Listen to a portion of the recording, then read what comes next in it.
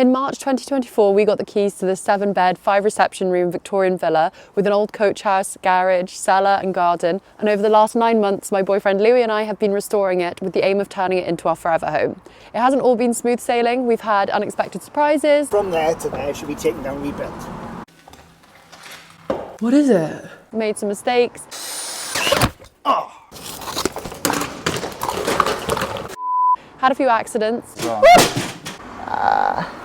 But all in all, we've made some pretty decent progress and uncovered an amazing piece of history, which until now we've been documenting in weekly YouTube videos and across Instagram and TikTok. But if you've missed any of that, you don't need to worry, because we're condensing 9 months of renovations into this video, and I'll put links in the caption detailing all of the topics we address in this video and where you can go to see more if anything in particular interests you. We're getting to the exciting part of the renovation now, where we're starting to paint and decorate, so make sure you're subscribed to keep up with all of the transformations that we'll be documenting in the coming months. In the very early days of renovating, I was working full time, so Louis was here with a friend doing a lot of the work by himself and only taking a few iPhone time lapses of what they were doing. So please bear with the iPhone quality footage for the first few minutes. I promise it does get better. But anyway, no more faffing, let's get straight into it.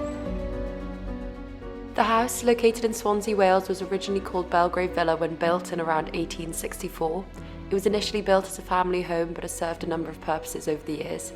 It became a doctor's surgery and most recently a bishop's residence, and we actually purchased it from the Catholic Church.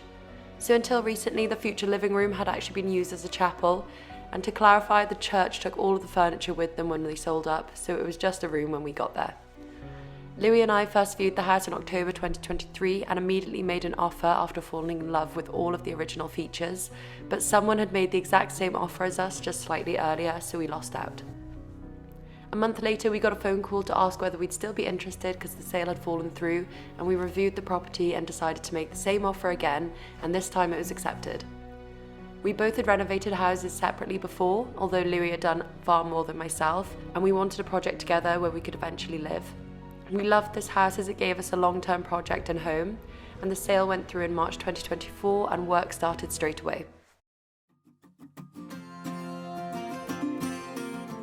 Like most renovations, the first task was to remove everything from the house. You may be thinking that the house looks like it's in pretty good condition from the footage you've just seen, but beneath the surface it was a very different picture. The house was suffering from a huge amount of damp and mould, as no one had been living there for 4 years.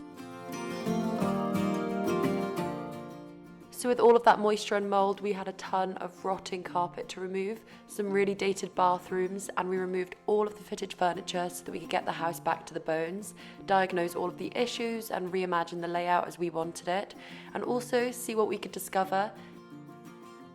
Old houses like these have so many hidden features and quirks, and we definitely uncovered a lot of them.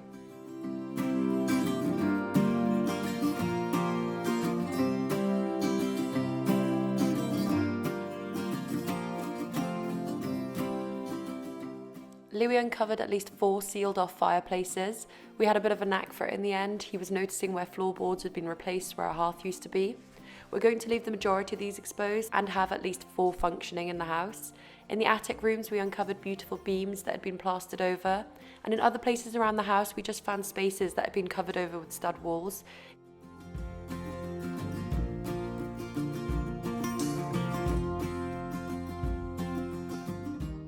In lots of instances, we seem to get extremely lucky. For example, here you can see on the left side of the screen, Louis finding an old window. An extension had been built in front of it, so it had been sealed off, and by chance we wanted to link these 2 rooms, and this old window was exactly where we wanted a doorway, so the structure was already intact to join the 2 rooms together. And we also get to keep the beautiful stonework of the window exposed as a feature in the new entrance. This is it being knocked through from the other side in the master bedroom, and the joining room is going to be a dressing room for the master.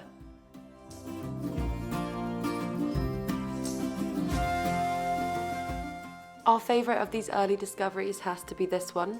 When removing this cabinetry in the old chapel, Louis noticed another stud wall and removed it to find an old external back door. The same extension as before had meant that this was sealed off, but the door was perfectly preserved within the wall.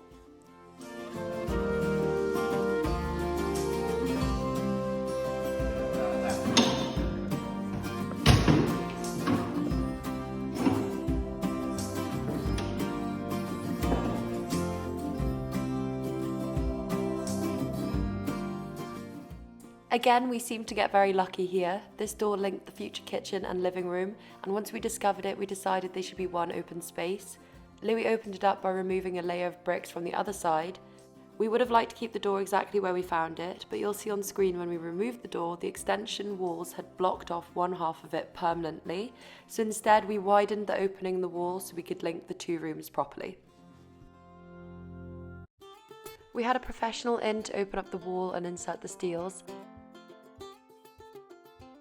And this is how it's looking now. We love the way that the space flows now that this wall is opened up. While this work was underway, we found something else beneath the plaster. In the future kitchen, we found this old window and another doorway right next to it. We decided to fully expose these because we thought they would be a cool feature in the future kitchen.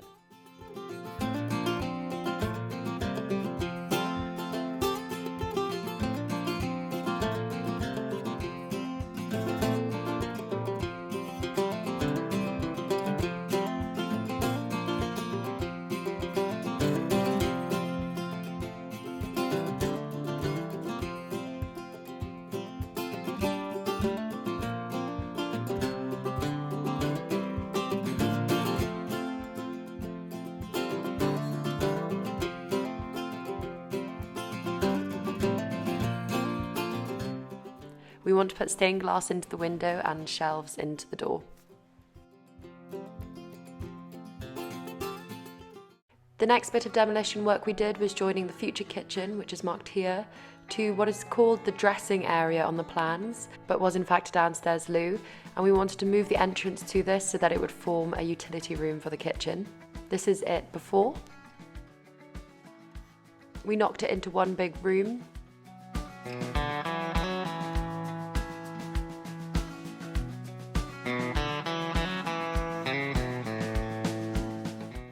And then created a new entrance right here, directly from the future kitchen.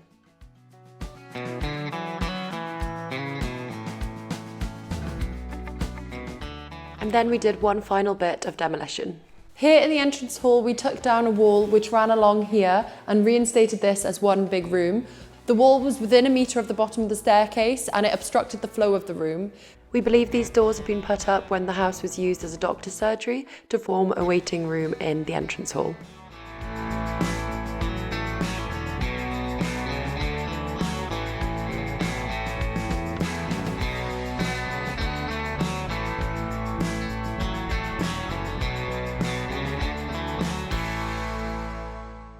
Once the doors were down, we were disappointed to find that they actually had a structural pillar in the middle of them. So we consulted a structural engineer who advised that we could reinforce the overhead beam and remove the pillar.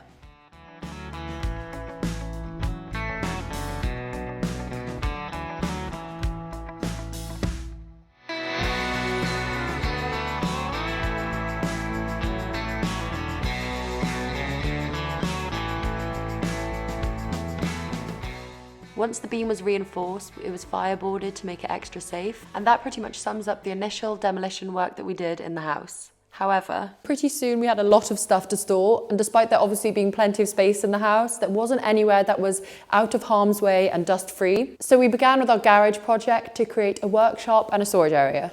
The garage building has a bit of a complicated layout. It's split into two parts. The first being this double height part here, and then the second is this one, which is a bit hidden behind the house in this shot. We found this advert for the sale of the house in 1906, and it describes this building as stabling comprising 3 stalls with loft over, coach house and harness room. We're not exactly sure which parts are which, but I'll show you from the inside. The garage was split into this double height area with this more modern extension built off to the right, and that attaches to another room which has been divided at some point in time by this breeze block wall. On the other side of that breeze block wall is this utility space. We decided to take down the breeze block wall to restore it to its original layout, and also because the utility space links directly to the house, so this way we could carry materials directly from the garage straight through to the house. And it feels like we're digging our grave. Don't go down the mines. Heed the words that I tell you. It'll cost you your life. It's damp and dark too. Behind the cabinets and a stud wall, they found this big old fireplace, which unfortunately was crumbling away. Each each hammer strike. Moving on to the main garage area, we decided to reinstate the second floor. We had a carpenter put in the joists, and once that was done, Louis did the boarding himself with some way rock flooring. People talking about the river's full of pain. They got us digging too close to the bank. But money and greed is a powerful thing. It can make a man blind to the danger it brings. Once the floor was in, we had the same carpenter build us a little staircase ladder, and then we could fill it up with all of the things that we're storing from the house. We heard the warning just before noon. A thunderous sound and the river came through. We tried to run. Then, to create more space on the drive for the vans and the large vehicles that we've been using to deliver materials and take things away, we removed the existing garage door, which was on the front of this ugly grey extension that's been added at some point in time, and we moved it back to where you can see the black roller shutter there. Eventually, we hope to remove this modern extension and add something that's a bit more in keeping with the rest of the house, like a wooden carport. But for the meantime, this is working with the vehicles that we have coming and going. And to do that, we had a new front wall built to house the new roller shutter. And it gets ever closer. Each hammer strike. And once that was up, Louis removed the existing kitchen from the house and installed it into the garage to create our new workshop. Don't go down the mines. And this is the end result.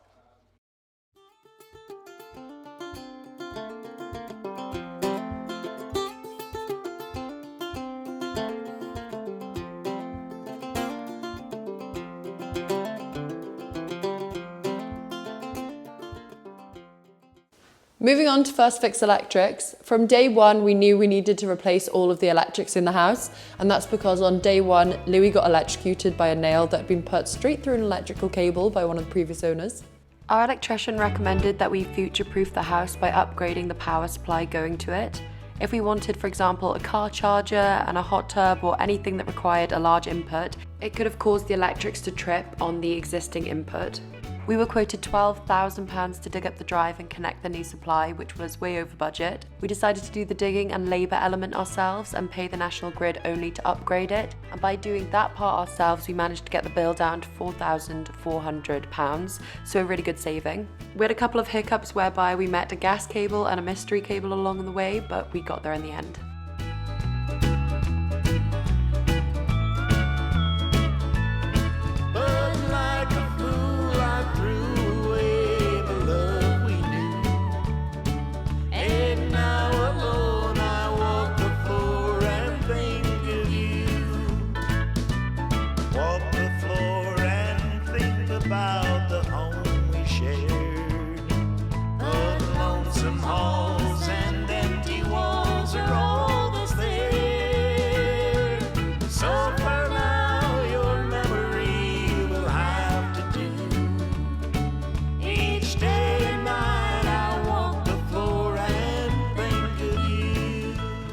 Once the upgrade was complete, the rewire could begin and it was time to start planning. I had no idea how early you have to start deciding finishings in a renovation like this. When it comes to the electrics, we had to know whether we'd want a pendant light or a wall light and where to put them, where switches would go. So we're hoping that in the coming months we'll still be happy with the decisions that we made then. Moving on to the plumbing works. Our plumber advised us that it was better to do 2 domestic boilers rather than 1 commercial size boiler, because that way we could sectionalize the house.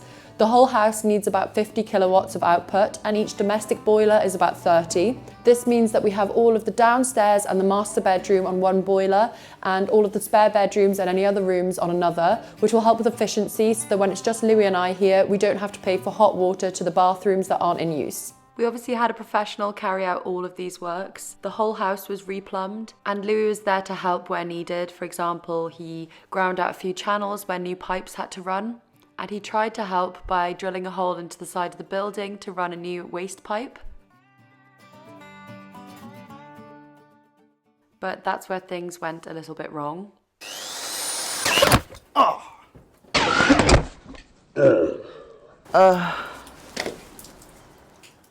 We opted for underfloor heating on all of the ground floor and the master bedroom. In these places, the floors were insulated with these Celotex boards, and then the underfloor heating pipes were laid on top of this, and then boarding was put on top of that. Coming home with me today.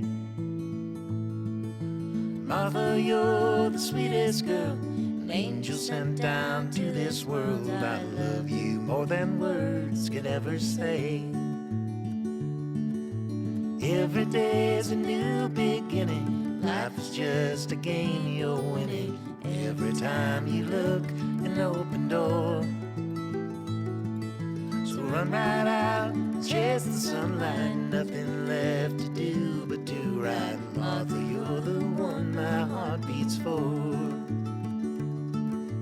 Martha, my darling, your name I keep.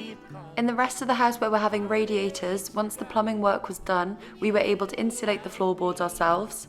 To do that, we just used this rock wool. In mansion or squalor, Martha, where you are is where I'll be.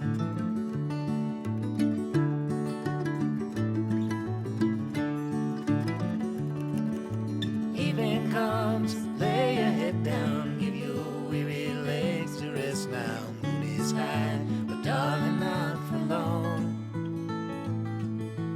I will write a song about you, how I could not live without you. Martha, I will meet you at the dawn. Martha, my darling, your name I keep calling. Heartaches forgotten when you lie with me. Down in the holler, in mansion or squalor, Martha, where you are is where I'll be.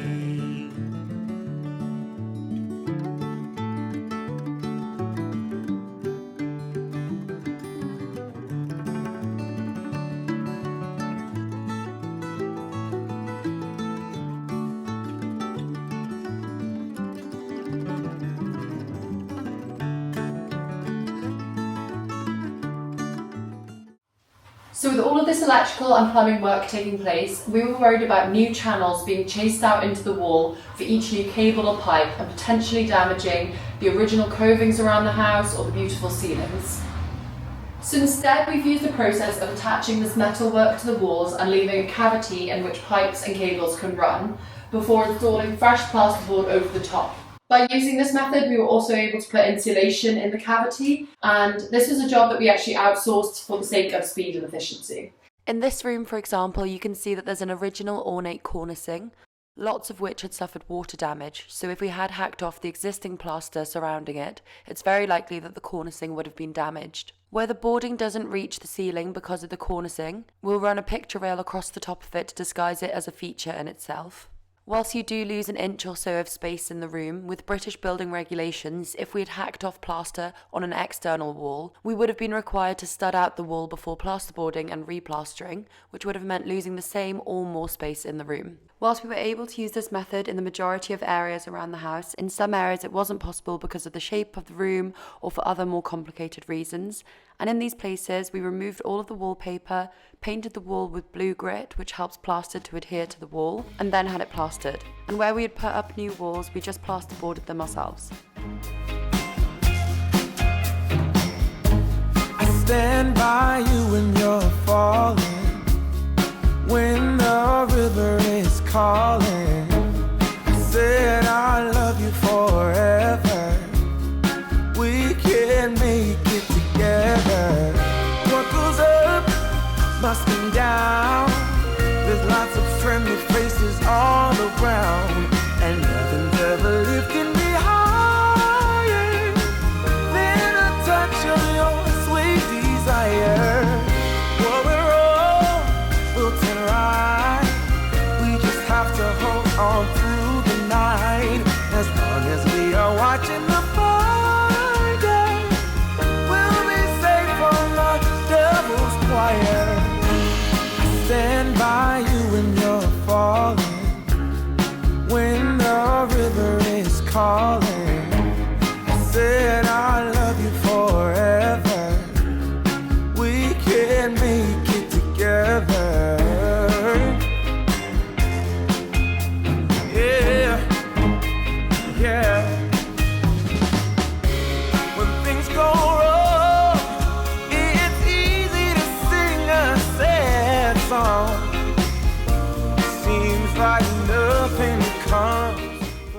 Louis also removed all of the doors and architraves in the house. We took them to a paint strippers and then reattached them all again. We'll probably end up painting them, but it's nice to have a smooth surface for a fresh coat of paint. I'll carry you so tenderly. What I wanna say is that I stand by you when you're falling, when the river is calling. I said I love you forever. We can make it together.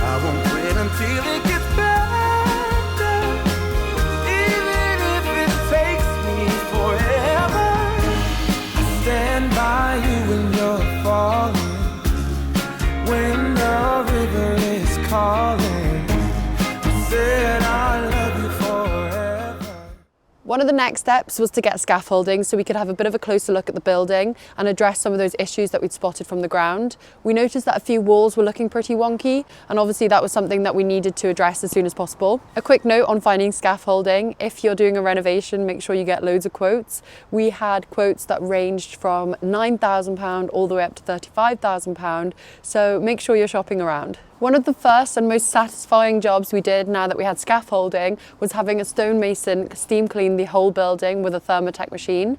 This removed about 100 years of pollution and dirt, moss and paint, and it wasn't only for aesthetic reasons but also because paint can be damaging on top of porous stone because it hinders the ability of the house to release the moisture. So it was a good investment on 2 counts. I can't let you go, baby. I just wanna tell you that. No. Yeah.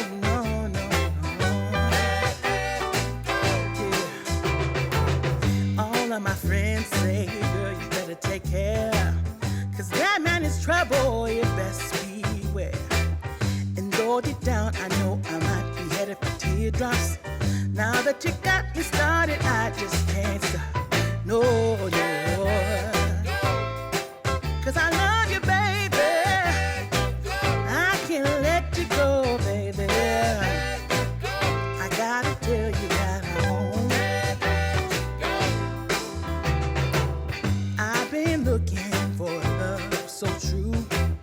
When I was down and out, along came you. Though you might be a liar and a cheat too, I just can't quit you now 'cause I love you. Yes, I do. The results of this were amazing. You can see there at the peak of the roof where it hadn't been done yet what a difference it's made.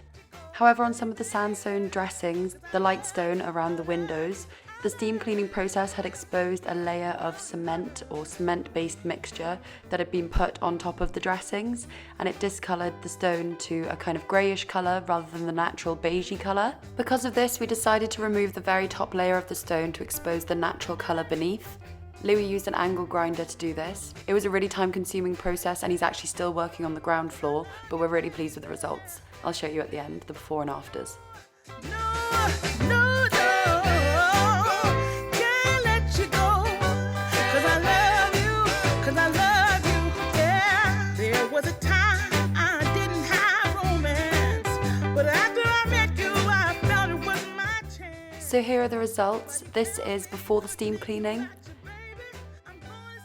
This is after steam cleaning. And this is after Louis used the grinder on the stone. We're so pleased with how this came out.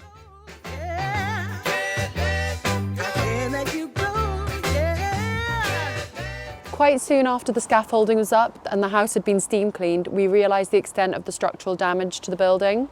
Cracks had been exposed in the steam cleaning process, and we could see close up just how wonky some of the walls were. In case you don't know, like I didn't, houses have a structural kind of brick wall, and then this beautiful decorative stone, and the sandstone is a kind of separate layer called the facade. And the facade on the front of the house was bowing away from those structural walls. So we had a structural engineer come over and a builder to look at it, and we were given a plan of action. For 3 out of the 4 steps that they recommended, we were luckily able to do them ourselves, so it wasn't too detrimental to our budget in the end. But let me show you some of the structural works that we undertook. You can see here how great a gap has formed between the windows and the walls. So much so that we found newspaper from the 1950s and letters stuffed within the gaps. I guess they'd been put there as draft excluders.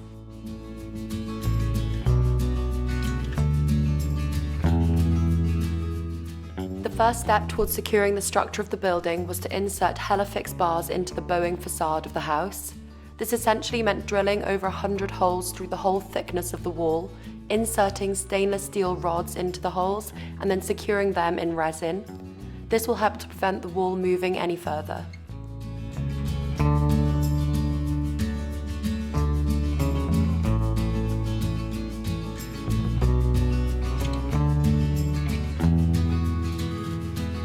There isn't much to keep. We lay down and fall asleep till the morning comes around to find love. I still keep with me these little memories, the ones that stick around. The second step was to secure the stone dressings of the windows. To do this, we had to drill into the backs of them, insert bolts, and attach them to the structural wall with a stainless steel strap. We also inserted Helifix bars into any cracks. I wanna talk to me.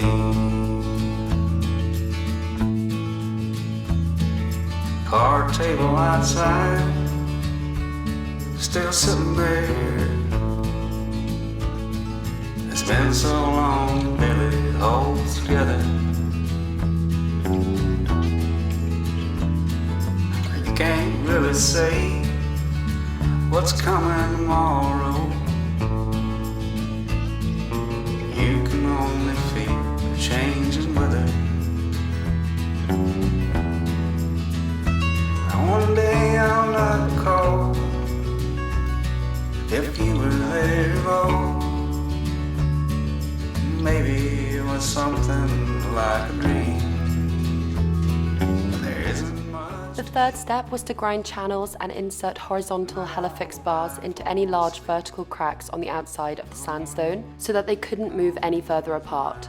We then covered these and any smaller cracks with sandstone filler.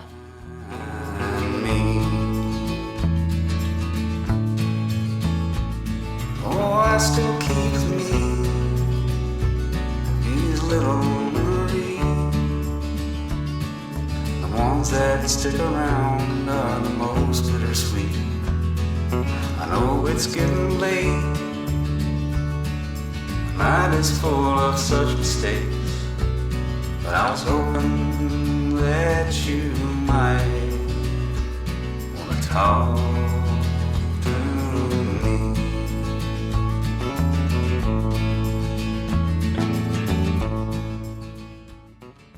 Moving on to one of the most visible issues with the house that probably deterred a load of buyers.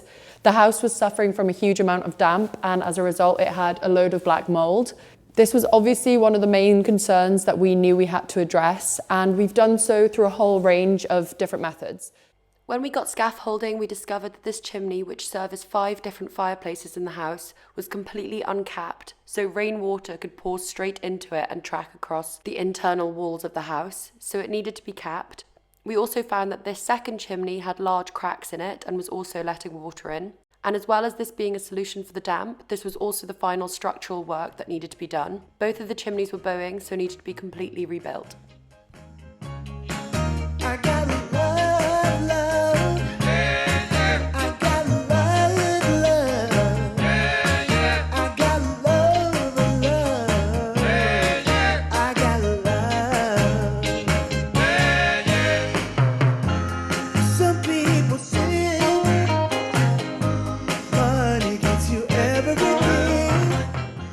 This is the completed chimney. This one had existing chimney pots, whereas the uncapped chimney didn't. So we bought 4 from a salvage yard, cleaned them up and put them on ourselves so that it matched the other chimneys. Could've put a price on that, 'cause I got something real. I got something real. 'Cause I got love, love. Yeah, yeah. I got love, love. Yeah, yeah. I got love. Yeah, yeah. I got love. Yeah, yeah. Some people cruel. People try to get by. If you don't have a reason, it's hard to make it all worthwhile. 'Cause what I've got surely makes the world go round. 'Cause I got something. We really want a few functioning fireplaces in the house, and in order to do that we were advised that we should have the chimneys swept for safety. So we removed the front so that we could clear out the back before a chimney sweep came. And behind here we found so many cool things. Yeah, yeah. I got love. Yeah, yeah.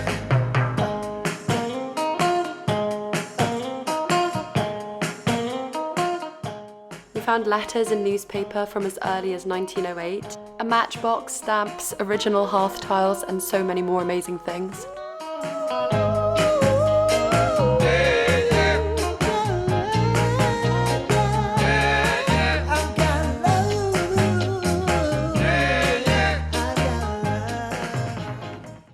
Our next damp work was to improve the lead on the house.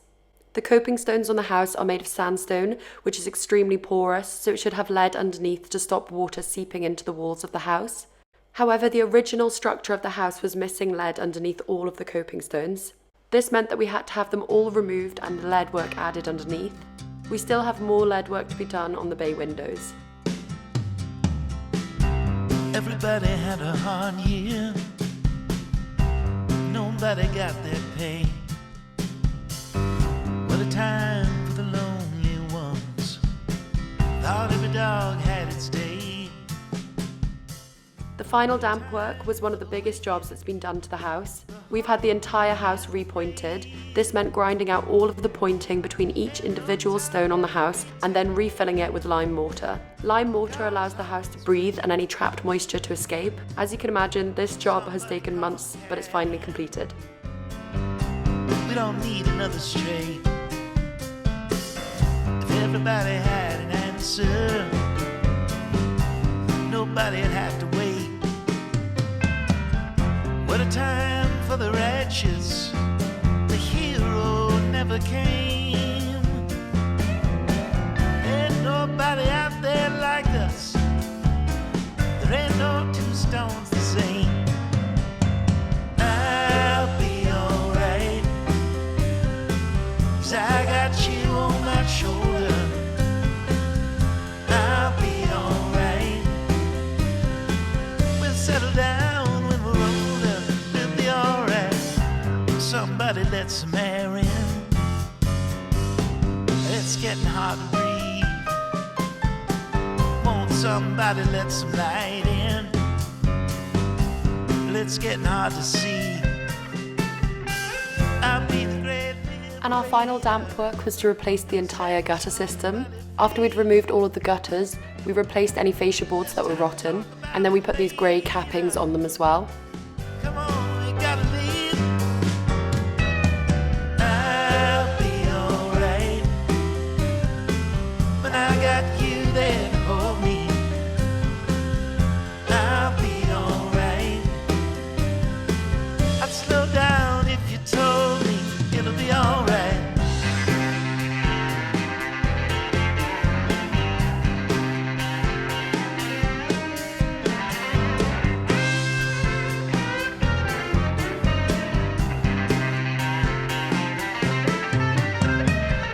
What a time for the righteous. The hero never came. Ain't nobody out there like us. Or are we all the same? I'll be alright. shoulder. I'll be alright. We'll get some rest when we're older. By far the most expensive, but probably also the most impactful change of the renovations so far has been replacing windows. The top 2 floors have been installed and we're waiting on the ground floor, which is where we are now. These old windows are single glazed wooden windows and we're replacing them with double glazed wooden windows.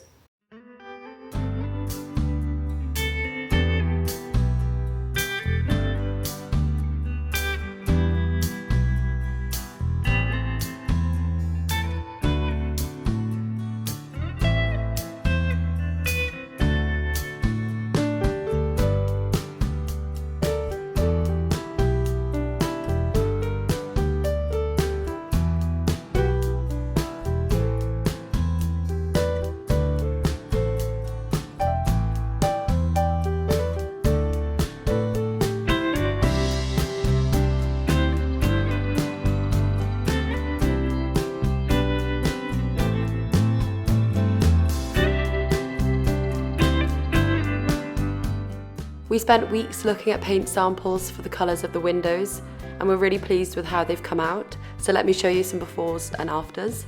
This is before. And this is after. We chose this colour because we wanted it to blend into that beautiful sandstone.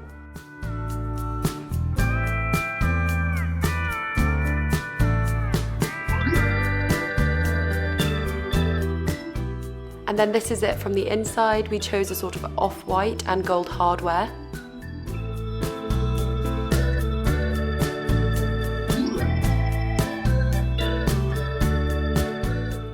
And then in the grey slate extension part, we chose a matching grey.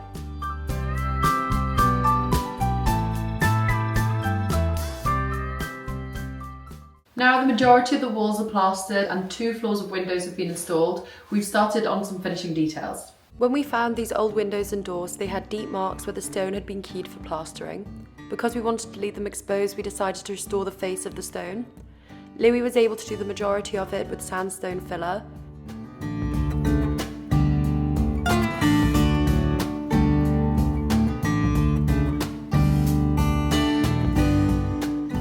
But we wanted to add the bottom sections to this old window so that we could use it as a doorway. We had a stonemason John cut bath stone pieces to match.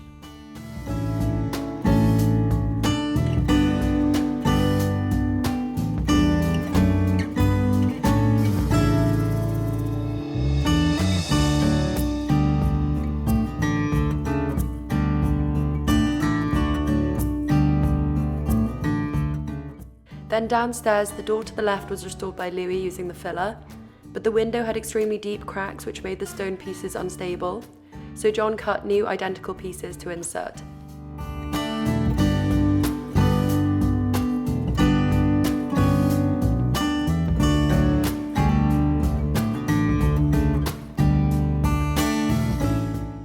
Our next decorative project was to put up some new coving. We had the original coving in the hallways replicated, and then it was our job to put it all up. This was probably the fiddliest job that we've done so far, but it looks great now it's done.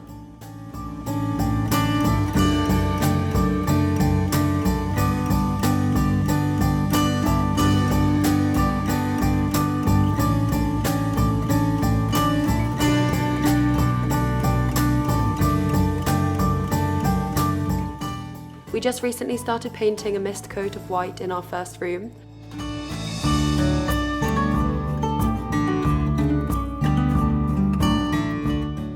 After spending a day and a half doing just this small attic room, we sent for reinforcements. We had a painter, Chris, come over with a spray gun, and in 2 days he managed to do about 60% of the house, so a very good investment. The walls won't be staying white, this is just a base coat, and we'll paint colour on top when we decorate each room in turn. So as you can see, the last 9 months have been extremely busy and messy, but we're finally getting to the fun part. We're designing our kitchen, looking at samples, choosing paint colours, and within the next 2 months, we'll have a finished room to show you. So the exciting part is just beginning. Thank you so much for watching. I really hope you enjoyed. And if you did enjoy, don't forget to like and subscribe. It helps us so much. We post a new video every Wednesday, so there's a lot more to come. Thank you again for watching. Bye.